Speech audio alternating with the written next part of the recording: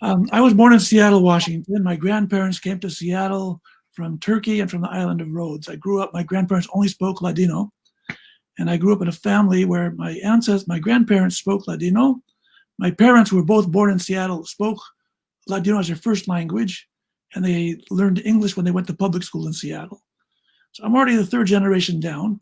So in our household, my parents spoke Spanish to the elders and English to us. And we spoke English to our elders, and they spoke Ladino to us. So I understand very much, but I'm not comfortable speaking it, unfortunately. Rachel Bortnick is much better than I at that. So I'm speaking in English. But my name is Angel, but I don't claim to be an angel with a capital A. I'm just with a small a. I'm just a regular human being, a rabbi. And I'm not a prophet either. But one of my concerns is this. When I talk about Sephardim, I've written many, many books about the Sephardic heritage, the past, wonderful things. But my concern as a rabbi and as a human being isn't just with our past, but it's with our future. And I wonder what the Jewish people will be like 100 years from now. Will it matter to our great-great-grandchildren if they're Sephardim or Ashkenazim? Will they care if they're Turkish or Moroccan or Syrian or Hungarian or German? Will it matter to them? My general feeling is that it will fade away. Most of our children and grandchildren and great-grandchildren, hopefully they'll marry Jews. And if they marry Jews, most likely they will not be from the same background that we are from. They'll be Ashkenazim, they'll be Italians, they'll be Greeks, whatever they'll be. And even if they're the same background, it'll be already watered down a lot. So for example, my grandparents, my wife was Ashkenazia, when we got married 53 years ago, I said, the one thing that we have in common is this, or that's the difference between us is this. You don't speak Yiddish and I don't speak Ladino. Basically, we both grew up in America. We both speak English. We both grew up in a similar culture. And even though she's Ashkenazia and I'm Sephardi, the things that in common are much greater. And when we raised our children, it was a combination of factors. I'm very proud, obviously, of being of my Sephardic traditions, and my wife is proud of hers. But we found a way of blending, and our children are a mixture and a blend of all of them. One of our daughters married a German Jewish fellow, and one of our daughters married a gentleman whose father is Syrian and the mother is Hungarian. And our son married a young lady who is of Ashkenazic background. So we have a multiple kind of background. If you project that 2-3 generations down, there's going to be a very, very big mixture, and the ethnic element will not be as significant. So what will there be 100 years from now? What are we worried about? We're very proud of our Sephardic heritage. We have conferences about it. We write books about it. Wonderful. But where do we want it to be 100 years from now?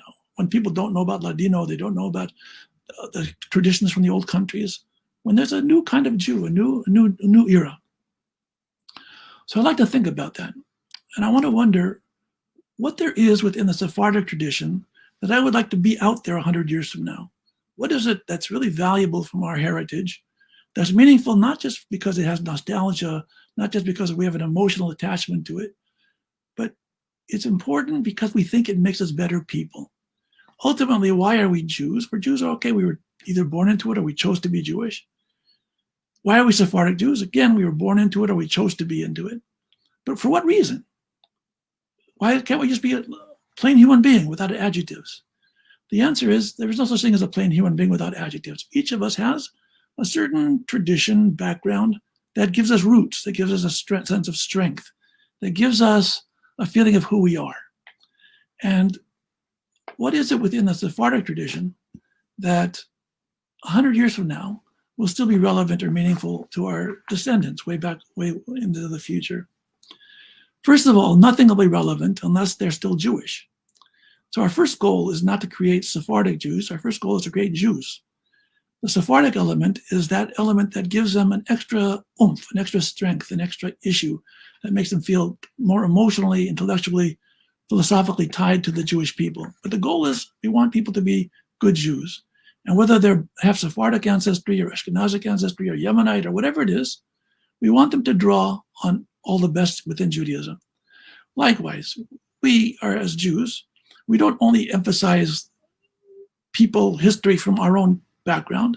We are better Jews if we know about the Hasidim of the Ashkenazim, about the Gaon of Vilna, if we know about Yiddish literature, about Greek literature. The more we draw from the various aspects of the Jewish people, the healthier we are, the stronger we are as human beings. So I want to talk just a little bit about what I think there is within the Sephardic tradition, which is relevant to us to make our descendants better human beings and better Jews. This isn't to say, another preface, many things within tradition change. There's no such thing as freezing a tradition in one place. So people say, we want to preserve our Sephardic heritage. I don't want to preserve anything. You preserve fish, you preserve fruit, you don't preserve a heritage. A heritage that's alive grows, it changes. Nothing stays exactly the same. And we don't want to study the Sephardic tradition to make people ethnics. We want them to become people, strong human beings. One of my problems with contemporary Sephardic life is this. We're forgetting what to be a Sephardic Jew is. On one level, we have children, grandchildren who are moving further and further away from Judaism altogether. Or when they talk about Sephardic, they'll sing a Sephardic melody or cook a Sephardic food, and that's their definition of Sephardic. 100 years from now, that won't make a difference. Their great-great-grandchildren won't care if they borekas or yaprakas. It's not going to have a powerful impact on their lives, or if they sang this song or that song. On the other side, those Sephardim who are becoming more religious tend to become more Haredish, to use the Ashkenazic term. They're becoming further and further extreme, which again is not the Sephardic way. We're committed to Judaism. We're very observant of the mitzvot, but we have a certain grandness, a certain gentleness, a certain beauty of our tradition that is being lost because it's becoming more extreme. So now I want to focus on those things which I think are the things that should last and for the benefit of our future generations. The first thing I call inwardness or interiority. What does this mean? It's important for every human being to know who he and she is. It's important to have an inner strength and to know this is who I am. I'm not somebody else. I believe in who I am. I believe in my own traditions. I believe in my thoughts. And I'm not simply a clone of what everyone else wants me to be. I'm not a stereotype. I'm a real person. And I have confidence that I can choose to do what I want to do, what I need to do, without being unduly coerced by other people. In other words, I need to be an independent, thinking human being. So there are a few proverbs that I remember from my childhood. Ladino proverbs. Consejo de tu compañero toma, y el de tu corazón non dejes. Listen to everybody's advice, but don't leave your own advice behind. That was good. We're social people. We listen to everybody. But you know what? You have to decide for yourself. Take responsibility. Think for yourself. Or, poco que sea, mío que sea. I have a little bit, fine, but it's mine. I'm not dependent on anybody else. I could be an independent human being. Now, I'm not as rich as the next person. I don't have a big house. So I'm not in competition. Not a problem. You know why? Because I'm strong inside. I'm not in competition with people. I'm in competition only with myself, trying to make myself as best as I could be. And finally, one of the proverbs I remember well is, El diamante brilla, pero al fin y al cabo es una piedra. The diamond shines, right? When all is said and done, it's just a rock. Yeah, it's a valuable rock. I don't say no, but it's just a rock. In other words, we're all created out of the same material. This one looks more important. This one looks less important. This one has more. This one has less. You know what? I'm not in competition. We're all made of the same material. My goal isn't to compete with the next person. My goal is to compete with myself and to see myself as living in the image of God. My goal is to please God, so to speak, not to please other people. Of course, if I please other people, that's important. But I have to be true to myself. If I'm not true to myself, it doesn't work. So I like to say that the intellectual tradition of the Jewish people, of the Sephardim, corresponds in many ways to the folk traditions. I quoted some folk proverbs. Let me quote something from the Me'am Lo'ez, which I call intellectual, but it's also folk. It's the Ladino folk Bible commentary, originally begun by Rabbi Yaakov Huli. The first issue was published, Bereshit was published in 1730 in Constantinople, in Istanbul. And in this book, there's very many stories. I just want to focus on one. He draws, it's based on Midrashim, that when God gave the 10 Commandments the first time around, all the people gathered around Mount Sinai thunder, lightning, the sounds of the shofar, tremendous media event, tremendous. Hundreds of thousands of people were there. The voice of God comes from heaven. It's phenomenal. And this was an event which they even made a movie out of in our times. Okay, wonderful. What happened to those 10 commandments that Moshe Rabbeinu received at that time? Well, he came down the mountain 40 days later, and he sees the people of Israel worshiping a golden calf. So what does he do? He throws them down. They're cracked, they're shattered, gone. Well, it's terrible, terrible loss. What happened then? So Moshe Rabbeinu comes before God. Please, God, forgive your people. It was a sin. It's terrible. God says, Moshe, this time you go up the mountain yourself. This time, Moshe, you're going to carve out the rocks yourself. There's not going to be any miracles, no shofar, no lightning, no thunder, no people clapping for you, no crowds. You're going to be all alone on top of the mountain for 40 days and 40 nights. And you're going to carve out those tablets. What happened to those tablets? Says the Me'am Loez. Those tablets Moshe brought down, and they were put in the ark, and they became the spiritual foundation of our people. What's the moral lesson? The first tablets were given with much fanfare and acclamate, all kinds of acclaim and all kinds of cheering and all kinds of noise, miracles. Doesn't last. What lasts? What lasts is what a person does on top of the mountain, all alone, with no one commending him and no one clapping for him, by the sweat of his own brow. That's what it teaches us. So Moshe Rabbeinu taught us in that story, the way the Me'am Loez explains it. Do you know what's greatness? Greatness isn't if your name is in the newspaper. Greatness isn't if you're hanging around with very important people and you rub elbows with presidents and with senators. No. Those may be nice things, but they're not the most important thing. You know what's important? What you do by yourself, on top of the mountain, all alone, when no one cheers for you, and no one knows if you do what you're doing. But that's real. It's your own effort, your own energy, your own commitment. That's who you are. That kind of a teaching, which is inherent in the Sephardic tradition and beyond Sephardic, and it's emphasized in the Sephardic tradition, is something that gives us strength and gives our children and grandchildren yet to come strength. It teaches them, don't be afraid. Stand up for yourself. Think for yourself. Do what's right. And don't be intimidated by what this one says, what that one says. Don't be in competition with what other people do. Be in competition with yourself and be honest in the eyes of God. We learn more from the tradition about interiority as well.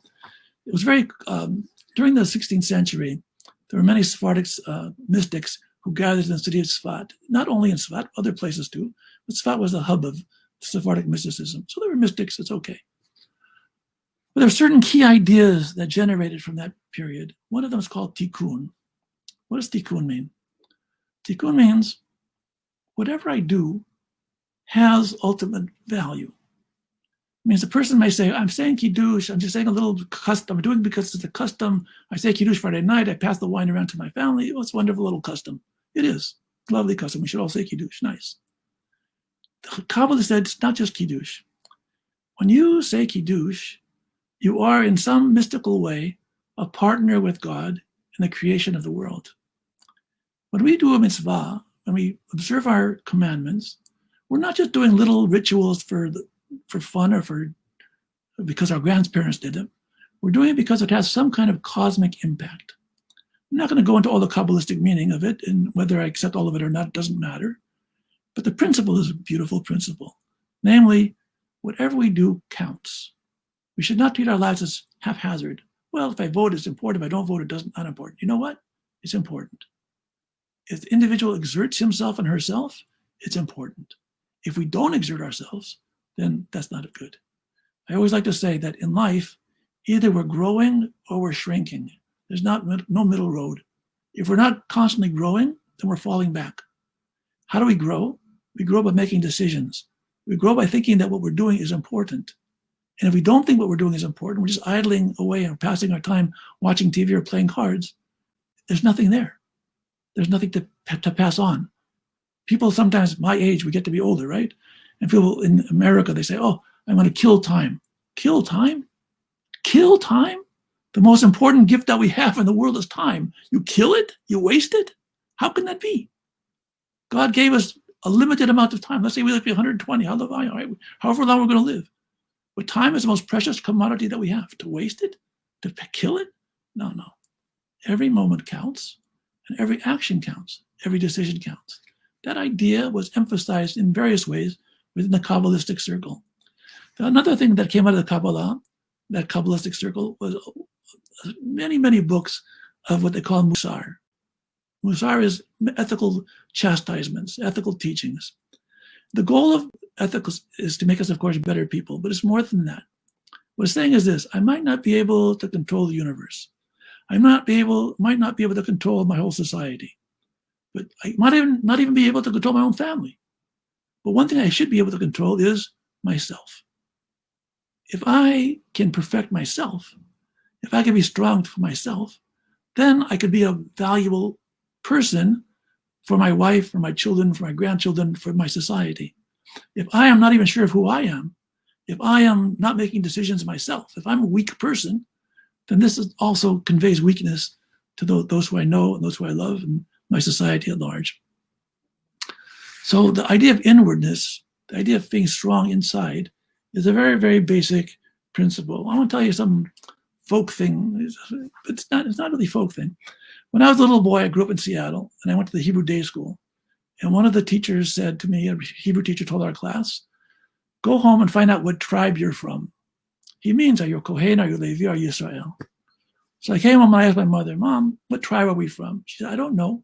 Call it Papu. Papu was my grandfather, Romy, my mother's father. I'm named after him. He was Mordechai Romy and Mordechai Angel. I go, Papu, what tribe are we from? He said, from the tribe of Yehuda. Okay. Next day I go to school, and the teacher says, each goes around, who are you? I'm Kohen. Who are you? I'm a Levi. Who are you? Israel. Angel, who are you? Tribe of Yehuda. Teacher says, Yehuda? That's not one of the choices. You're either Kohen, Levi, or Israel. You're not Yehuda. There's no such thing. I said, what do you mean? My grandfather told me. Your grandfather's an ignorant man. My grandfather's an ignorant man. I started to cry. I come home after school. I tell my mother, what happened? I was in school. My teacher embarrassed me. My mother said, call it Papu. I call it Papu. Papu, I went to school today, and I told the teacher I was from the tribe of Yehuda, and he said it couldn't be. My grandfather, who was a barber, a very simple man, he said, your teacher is an ignorant man. We are from the tribe of Yehuda.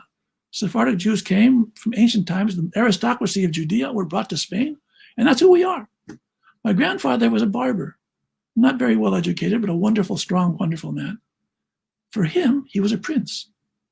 He knew who he was. There might have been other people who read more, who knew, had university degrees, everything. In my mind, they weren't any better than my grandfather. In fact, my grandfather was a lot better than them. He knew who he was. He never had to apologize for who he was, because he was from the tribe of Yehuda. He was a prince. And I don't know if it's true or false historically. I'm not going to even go into that. But in my grandfather's mind, it was true. And he lived his life that way. And I think that's an element of the Sephardic tradition. It's a folk tradition, but it's a beautiful tradition that tells us, you're important. Your ancestors were important. But you know what's even more important than your ancestors? Your descendants 100 years from now. Are you going to be that kind of a model? Are you going to be that prince that will convey that nobility to the next generations? So that's the idea of inwardness, which I think has lasting value. Let me go to another value called optimism and joy in life. And when I was a little boy growing up in the old country of Seattle, my mother, bless her soul, bless her memory, was a magnificent cook.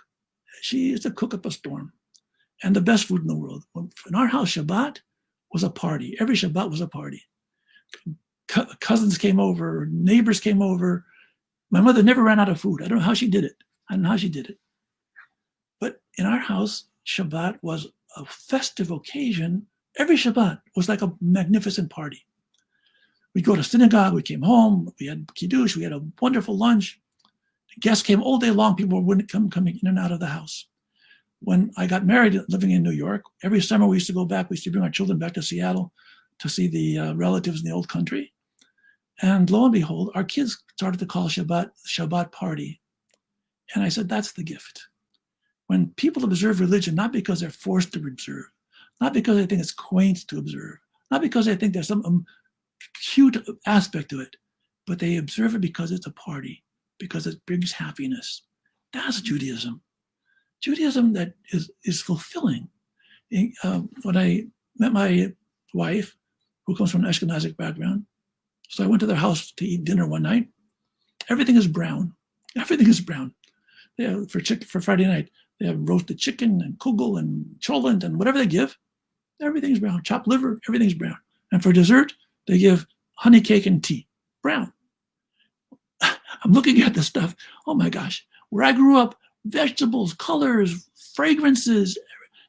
When I first brought my wife to Seattle, she saw things she never heard of in her life. Vegetables and all kinds of foods that she never even heard of.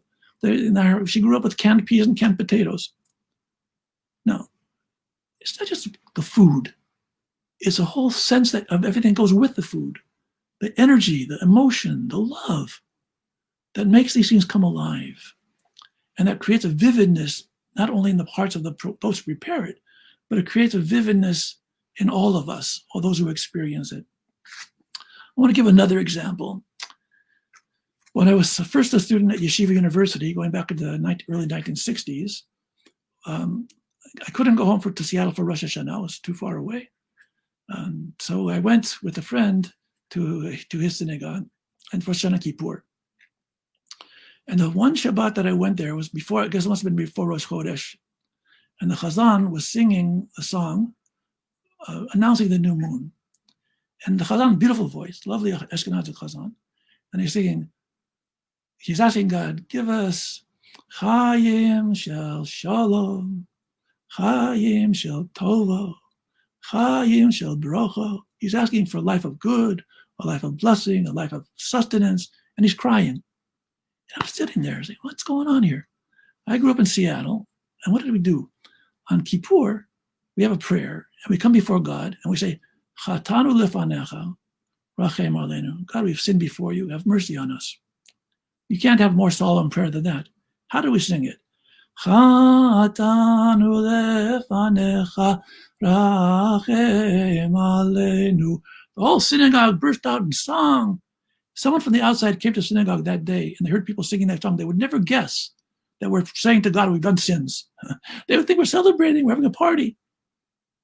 So what does it mean? Ashkenazic Jews praying and crying for good things, and we're saying we've sinned, we're terrible people, please God have mercy on us, and we're having a great time. There's something deep in that. It means we don't see God as an old man with a big stick, waiting for us to make mistakes so he can zap us. No. God is our father, our mother, our parent. We come to God saying, yes, we've sinned, God. Have mercy on us. Of course you'll have mercy on us. We love you. You love us. We're on the same team. To have a softness of relationship with the Almighty that's based on this sweet love.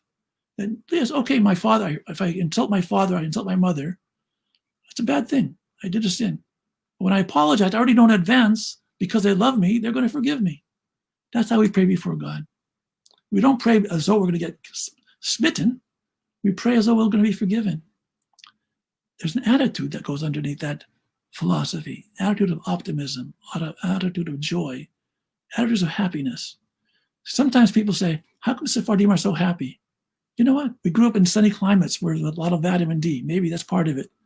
But I think it's also part of the culture, the idea of trying to see the good side of things, the happy side of things.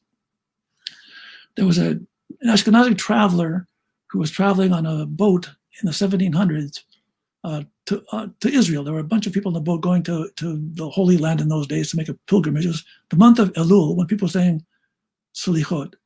So on the boat, all of his fellow passengers were Sephardim. He was only Ashkenazi on the boat. And he said he has a diary, and he writes his diary.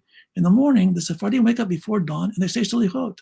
We've sinned, we've done terrible things. Hold us, God, forgive us, forgive us, forgive us. And he says in his book, but during the day, they eat, they drink, they're happy of heart. He found it strange. No, it's not strange. For the Sephardim, being happy is part of being religious. Religion isn't to tear us down, to make us feel, bend us over our shoulders. Oh, we're terrible, we're sinners, we're horrible, life is bad, God's going to punish us. That's not the essence of religion. We feel sorry when we did sins. We have to atone. I'm not saying we shouldn't atone. We should atone. But the general underlying philosophy is optimism. Life is good. God loves us. God put us here for a purpose. And that purpose is not to destroy us, not to hurt us, but to bring out the best in us. And why did God give us mitzvot? Not to hurt us, not to burden us. Those mitzvot are redeemers. They redeem us. They make us. They liberate us. They give us freedom. By being able to do mitzvot and coming every time we do a mitzvah, we come closer to God. It's wonderful. It's a tremendous thing. Everyone doesn't have such a gift. So that's the second thing that I think is very important. Another thing I call gracefulness or good manners. Well, everyone should have good manners. It's not just a Jewish trait, certainly not just a Sephardic trait. But Sephardim have a very sense, we call it honor, a certain sense of propriety, balance. When we interrelate with other people, it's supposed to be done nicely, in a gentle way. I'm going to give another folk example from my upbringing. In Seattle, the ladies, most of them in those days didn't work outside the home. So my mothers, my aunties, my grandmother, other elderly ladies in the community, they were at home during the week. They cooked, they took care of their kids, they took care of their husbands. Beautiful. But every now and then they wanted to have a little social visit, no special occasion. They call them visitas. What visita is, my mother would get on the phone, she'd call up her mother, she'd call up her sister, she'd call up her aunties, come over on Tuesday, we're going to have a visita, and come over. Okay, 2 o'clock visita, all right. So 2 o'clock, people come, all dressed in their Shabbat clothes. They're all dressed very nicely. My mother cooked everything in advance, prepared baked stuff, beautiful stuff, and they would never think of serving on paper plates, and they would never think of ordering stuff from the bakery. All of it was homemade, lovely. No special occasion, nothing fancy, but honor. Why do you invite someone? Out of respect. They come as a certain graciousness, a certain quality of life. People are valued. People are valued. So they had a custom in Seattle, which I assume was in other communities too, I'm not sure, but it was in our community. They were having a party. My parents were having a party. The house is full of guests. And it's late. They want people to go home. So if you're having a party and you want people to know the party's over, how do you tell them it's over? You don't want to be rude. So they had a custom. They used to make cookies called almendradas, little marzipan cookies. Whenever they passed the cookie around, that meant it's time to go home. They used to call it in Spanish, pasaporto. Whenever anyone received that pasaporto, they knew, oh, thank you very much. I'm very tired. Thank you for your wonderful hospitality. It's time to go home. No one had to say anything nasty. No one had to give any hints. No one had to start yawning. Delicate, fine, very sweet. There's proportion in it. And the proportion extends more than just to interpersonal relationships at home. It also extends to our synagogues. Sephardic synagogues in general are very well kept. They're kept clean. They're kept very nice. If you walk into a Sephardic synagogue and you see things strewn around, it's decadent. Something wrong with it. It's that's not the way it's supposed to be. Sephardim took special pride in neatness, in caring for the propriety of the building. It's a holy place. Now, some people say, well, that's just superficial. Yeah, it is. It is superficial. But it's superficial, but it reflects something more. It reflects a depth of respect. I respect property. I respect my fellow human being. And that respect, that honor that I give to people or that I give to the property of the synagogue makes me a better person. In Seattle, my grandfather, may rest in peace, Marco Romi, he had 20 grandchildren. When he would get called to the Torah, all the grandchildren would stand up for him. All of his children would stand up. His younger relatives would all stand up. His sons-in-laws would all stand up. He was a simple barber. But when he got called to the Torah, he wasn't. He was a prince of Israel. Half the Kahal got it for him. And when he got done, we all came and kissed his hand, and he gave us a bracha, gave us a blessing. In his life, in his inner life, here was a good man. He was a valuable man. It doesn't matter if people in the synagogue were richer, had more money, lived in bigger houses. No. He had a beautiful family that stood up respectfully for him. And what about us? We learn respect. We learn the value of respect. We learn how important it is to show respect not only to our elders and to our own grandfather, but to other people in general. I'm going to talk something else about the Sephardim that I think is important. There was a ethnologist by the name of Raphael Patai. In the early days of the state of Israel, he got it into his head to start an ethnological society where they would start collecting Jewish folklore from different communities. And he thought that in order to get started, he would go to the chief rabbis and get their blessing and maybe make them put them on the committee. So he first visited the Ashkenazic chief rabbi. He was a great man, Rabbi Herzog. And he went into Rabbi Herzog's office and he saw an office full of holy books, full of books of halakha. And he told Rabbi Herzog what he wanted to do. He wanted to start this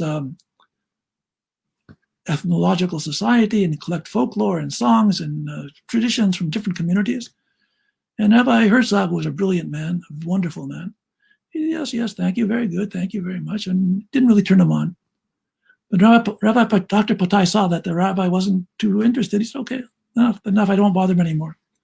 So then later on, next day, he went to Rabbi Uziel. Rabbi Ben Sion Uziel was a Sephardic chief rabbi. When he walked into Rabbi Uziel's office, he also saw the office lined with many books of halakha and Torah and all that. But he also saw books in French, books on history, books on music. He saw a variety of books, not just on Jewish topics. Oh, it's interesting. So he says to Rabbi Uziel, I want to start this ethnography organization to collect Jewish folklore. Rabbi Uziel lit up. Oh, that's a wonderful idea. That's tremendous. And please, let's start collecting the Ladino romanzas. Let's start collecting all the Ladino love poetry. Love poetry? The chief rabbi of Israel is saying to collect love poetry? Yes. Why? Dr. Potai wrote an article about it, trying to say that the Sephardic view of life and of religion is whole. Love is part of life.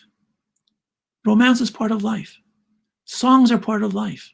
Nothing to be ashamed of, nothing to be afraid of, nothing to run away from. On the contrary, Rabbi Uziel said to collect them.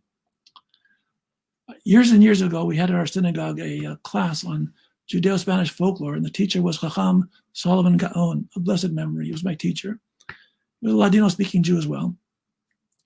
And I was sitting in this class, and Ladino and Chacham Gaon would sing at the top of his lungs these beautiful Ladino songs about love, about adultery, about all kinds of crazy things. Beautiful, singing away. And if someone from another community came into the synagogue, what is this, a rabbi singing these kind of songs? What does a rabbi know about these kind of things? Why are they saying, is that not religious? Our answer is, it is religious. You know why it's religious? Because it's human. We're human beings. Yes, we're Jews, no question about that, and we're good Jews. We're also human beings. Human beings have feelings. Human beings feel about nature. Human beings feel about music. Human beings have feelings for art. Human beings have feeling for love. Those things aren't off the charts.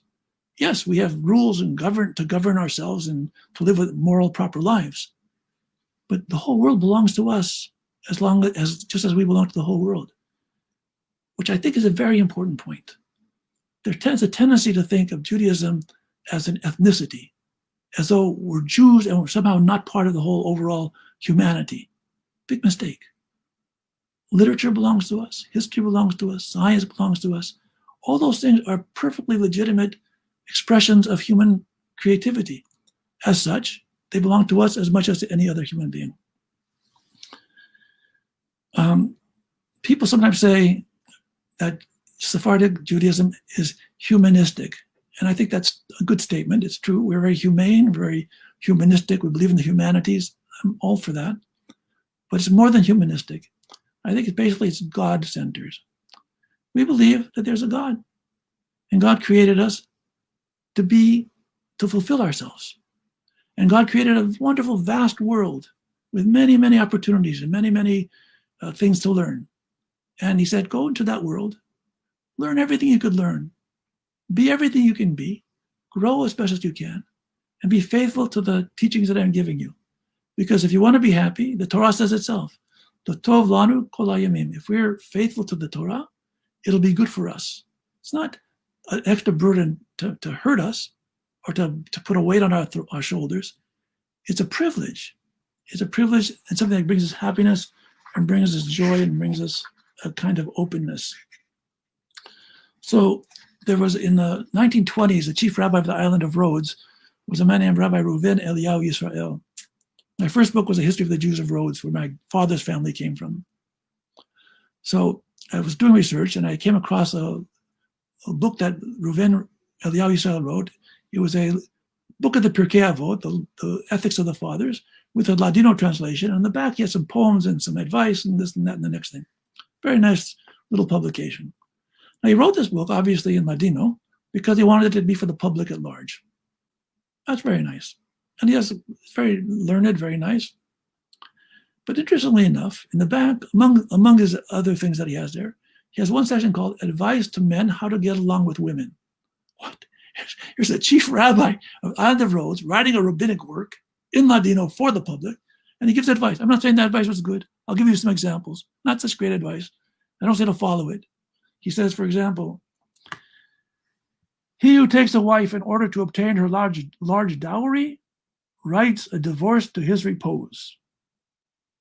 When poverty enters the door, love flies out the window. Praise a woman's beauty in her presence, she will forgive you all her sins. And other such things. Many of them are dated. No, I'm not going to vouch for the validity of any of his advice. What I am going to say is this. What? A chief rabbi of Israel, he had a big, long, white beard, holy man. What is he doing writing about advice to men how to get along with women? The answer is, isn't that part of life? Aren't men and women part of life? Isn't that also relevant to us as human beings? That's a Sephardic approach. I'd like to say a Sephardic approach is without edges. It's always expanding, always growing, seeing us as full human beings, and giving us the full range of our emotions, the full range of our opportunities. It's not here to limit us. It's here to expand us. I think those are the things which are key to us as human beings now. I think they're key to our descendants way down when. There's a characteristic that is unfortunately becoming more and more prevalent, especially among the Orthodox Jews in the Orthodox element today, whether the United States, Israel, or anywhere else, which they call Haredism. People are becoming more extreme. It's not just they're becoming more extremely fanatic in terms of their religious observance. It's becoming them more narrow in the way they think. They're becoming more authoritarian. There's a guru who knows the truth, and the rest of us are not allowed to think. There's a Rebbe that knows how to think. He gives us the rules, and our job is just to follow like sheep. That's not the way. It's certainly not the way of Rambam, which is I consider the classic Sephardic approach. We're supposed to think. We're supposed to be able to make decisions. We're supposed to understand that the Torah and the religion was given to make us happier, better, stronger, more useful human beings. And once we get that picture, then that's something to convey to the next generations, not just the Sephardic descendants, but to all Jews, and I think even beyond, to all human beings. I founded my institute in 2007. You can go to jewishideas.org, and we have many different articles, and we have a YouTube channel, we have all kinds of stuff. But the main thrust of our approach is, I call it an intellectually vibrant, compassionate, and inclusive Orthodox Judaism. And here I want to take an aside. Sephardim, we historically didn't have Orthodox, conservative, Reform, Reconstructionists, or anything else. We were Jews. We didn't break ourselves up into factions. Didn't mean we all agreed with each other. Doesn't mean that there wasn't tensions within communities. I won't say that everything was always smooth and perfect. But I will say that the communities made a decision. The decision was, as a community, we're going to maintain the traditional structure. What individuals do on their own is their business. I hope everyone will be observant and everyone keeps the mitzvot. That's what I won't hope. But if they don't, I love them just the same. In our synagogue, when I grew up in Seattle, we had people who were very observant, very religiously observant. We also had people who drove to synagogue on Shabbat. We had people who didn't keep kasher, and no one stood in judgment of anyone else. That's a quality which has its imperfections. I don't say it's perfect, but it's a lot better than extremism. And it's a lot better than judgmentalism. One of the problems we're having today is, I'm a good Jew and you're a bad Jew. Let's get away from that. That's entirely not a Sephardic approach. The approach is, we're all good. We're all God's children. We're all trying our best. Some are at this rung on the ladder, some are in this rung. As long as we're growing, as long as we're trying, God bless us. We're not answerable to each other. We're not answerable even to our rabbis. We're answerable only to the God, El Dios Grande. That's who we're answerable to. If we live our lives that way, I think we'll be stronger, happier, and better people. And that's what I'd like to convey from the Sephardic tradition for generations yet to come. That's what I have to say. And if there are questions or comments, I'm very happy to take them. Mr. Ben Oliel, are you there?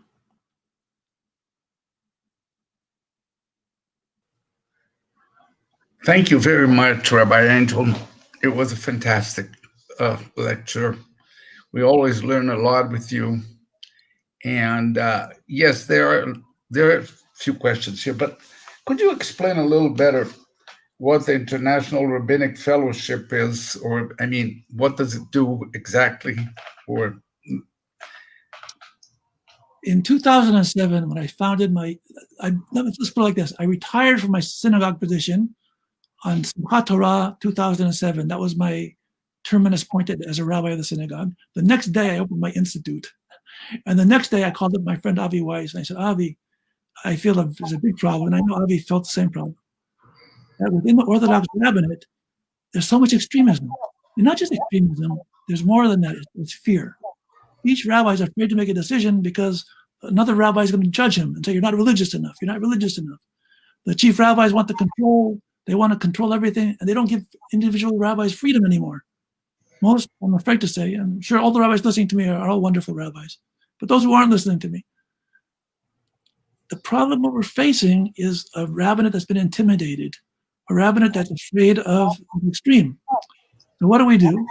Avi and I sat down and met. Let's call together a meeting of mostly younger rabbis, Orthodox rabbis, who want to feel that there's some space, some place in the world where they can express themselves without being judged, where they can actually be themselves, be free. We called the meeting, and we had it in West Palm Beach. We took out a hotel there. Avi and I paid for the hotel and and everything else, and the people had to pay for their own trip to come to us. We had 75 people the first meeting, which was amazing. And the conversations that we had were heartrending. Rabbis who are dealing with conversions, rabbis dealing with difficult marriage situations, rabbis dealing with halachic problems in their community, people observant, not observant, and there's nowhere to go. Because when you ask the official rabbinate, the answer always is no. The answer always is the strictest position. And they're trying to deal with a community that's not on that level yet. And they're trying to maintain the kashrut or maintain the mikvah or maintain conversions within their community. We founded this International Rabbinic Fellowship. We now have about 250 members, actually, by the way, which is pretty significant, mostly young. And we also include women. Not women, we don't have women rabbis yet, as an Orthodox community. Women who are well-educated, who are in positions of responsibility in communities, we include them. So we've been in business now for almost 50 years, and it's been very, very fruitful. And it gives the rabbis a chance to speak. We call it open space, where you're safe, where you can express your opinion honestly without fear that someone's going to tape it and put it in the newspaper and attack you. And we have giving each other things. And when we're in trouble, we have a problem in our communities, we can help each other resolve the problems. The Mashiach hasn't come yet. We haven't solved all the problems of the world. But it's a big, big step forward. I'm still a member of the Rabbinical Council of America. I'm past president of the Rabbinical Council of America. I've never given up my association with it. And I think that there are many wonderful rabbis in the Rabbinical Council of America. But I think the problem isn't the individual rabbis. The problem is people do not feel they have the right to make decisions on their own. They have to always ask a higher rabbi, higher rabbi, higher rabbi. And the highest rabbi always says no. No. Okay, thank you. There's a question here that I didn't understand too well, but I'll read it. Where or whether did Yiddish and Ladino meet before the State of Israel? And if so, how was the living together? It's a good question. I think I'm going to answer the question practically. For centuries, Yiddish-speaking Jews and Ladino-speaking Jews were separate worlds. They didn't know. The rabbis knew each other from Hebrew writings, but basically they were different worlds. They first started to come into contact in the United States at the beginning of the 20th century, when there was a vast migration of Ashkenazim to America. And there was about 40,000 Sephardic Jews came in around the same time during the first decades of the 20th century. In Israel also, in lesser extent, there was also some migration there. I'll talk about the United States since I know it better. And when the Sephardim and Ashkenazim got together, they didn't know couldn't recognize each other. So in the United States in those days, there was a group called the Hebrew Immigrant Aid Society. They sent agents down to the boats when the immigrants were coming in to provide them help. We'll show you, take you someplace to sleep, we'll teach you English, we'll give you jobs, whatever. And when they came down to the ports, all of these agents were Ashkenazim. So everyone who spoke Yiddish they took, and the Sephardim They left behind. They thought they were Arabs or Turks or Greeks. They had no clue who these people were. And they left them there. No one was up for them. So it was a tremendous time of depression. When my grandfather, Romy, got to Seattle, early 1900s, he told us a story. A few of the young Sephardic bachelors came to Seattle. There were already Ashkenazim there. So they went to the Ashkenazi synagogue, and the Ashkenazim said, "Who are you?" The Ashkenazim were talking Yiddish, the Sephardim talking Ladino. They couldn't understand. So, what are your names? Al-Khadef, Angel, Romy, Polikar. Those aren't Jewish names. So, right? What language? Yiddish. Read Hebrew. They wrote Hebrew, but in those days, Ashkenazim weren't used to Sephardic Hebrew. They couldn't. For them, it sounded like Arabic. They didn't know what it was. My grandfather said we took out our tefillin and showed them a tefillin. They thought we were Arabs who robbed tefillin. They didn't think we were Jews. So finally, they had got a letter from the rabbi of the Portuguese synagogue in New York, Rabbi Dr. Mendes, said that they are Jews, they're Sephardim, taking the. When my mother was little, it was already one generation later, she said in her generation, the Ashkenazim would taunt the Sephardim, they called them mazola. Why do they call them mazola? Because Sephardim cook with vegetable oil, mazola oil. So the Sephardim called the Ashkenazim schmelz. So there was a lot of antagonism. By my generation, most of the Sephardic Jews by that time are marrying Ashkenazim, by the way, which is much more common now. But there's still tensions, there's still rivalries. By our children's generation, it's more or less just. But, it took a while to realize we're part of the same team. When I was elected president of the Rabbinical Council of America in 1990, and in 1992 I made my last speech as president. And I said, what an amazing thing! 500 years ago, my grandparents were expelled from Spain, and during the last hundreds of years, we were separated from Ashkenazim. They didn't know we were Jewish. Now the rabbi was president of the Rabbinical Council of America. You know what? It takes a while, generations, for us to realize we're all one people, and it's happening. And 2 more generations from now, it'll happen even easier and better. There's a good question here from Pierre Orayon. He's from Iran. And the question is, does separation of state and religion favor our community? It's a personal decision. My own. I'm answering just for myself, not for any other authority. Religion and state should be separated. When you have authority like in Israel, you have the chief rabbinate. It's nothing but trouble. I'm saying that as a religious Jew. I love the rabbinate. I am a rabbi. I love halakha. I'm all in favor of halakha. Once you create a hierarchy and a bureaucracy, religion is destroyed. It builds antagonism. Instead of making people love religion, the Rabbanut in Israel makes people hate religion. Instead of the Rabbanut looking to the Rabbanut, oh, now there's a voice for freedom, there's a voice for liberation, there's a voice for vision. No, there's a voice that makes us, we can't do this on Saturday, we can't eat this, we can't eat there, we can't eat. You know what? Enough telling us we can't do things. What can we do? What are we supposed to hope? What's our vision? What's our plan as a Jewish people? They don't have anything to say about that. All they can think of, and they themselves are so afraid of the Haredi community, they can't make a decision that violates the most extreme position among the Haredi rabbis. So how does that help us? How does that help us? I've written many articles. If you go to JewishIdeas.org and you go to a section called Min HaMuvchar, which has my articles, you'll find my articles on the subject of Rabbanut. I just think it's a mistake. There's another one here. I would like to hear your opinion about the place of the Baal Shem Tov in modern Jewry. The Baal Shem Tov is one of the most popular people in modern Jewry for the simple reason there's lots of thousands and thousands of Hasidim who follow him. Yeah. And look, he was a great man. I admire what he did. I have great respect for the original people of Hasidism, the great rabbis. I learned a lot from them. And I have to say, my wife is a descendant of Rabbi Levi Yitzchak Berditchev, one of the greatest Hasidic rabbis. I told my children they have the great yichus. Not only do they have good Sephardic yichus, but they have the yichus of being a Hasidic rabbis. I have nothing against the Hasidim. In principle, I think the Baal Shem Tov introduced some very important concepts. Having said that, there's no way in the world I could be a Hasid. And there's no way in the world I think it's evolved in a positive way. I think that it's become a system of sheep. They have gurus who tell them what to do and they do it.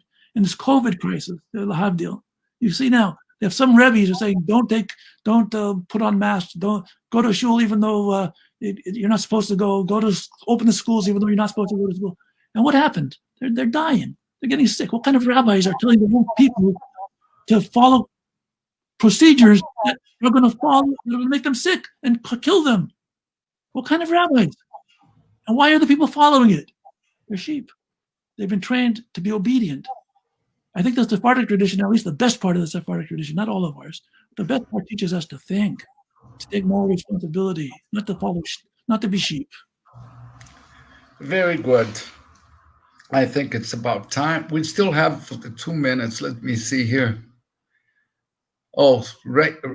The lady that spoke before you, Rachel Bortnick, said that they lived fine together in Izmir, the Sephardim and the Ashkenazim. Good. Rachel. I have to say, Rachel is one of the very special people of our generation. Yeah. She's a wonder. She does a wonderful Rachel, work. you're terrific. Yeah. Well, everything here only praises you and says they loved your lecture, and we want to thank you very, very much. I've been chasing you for I don't know how many Confarads, but this time there was no excuse. Thank you. Excuse me? Thank you very much. I'm glad you included me. Thank you, Rabbi Angel.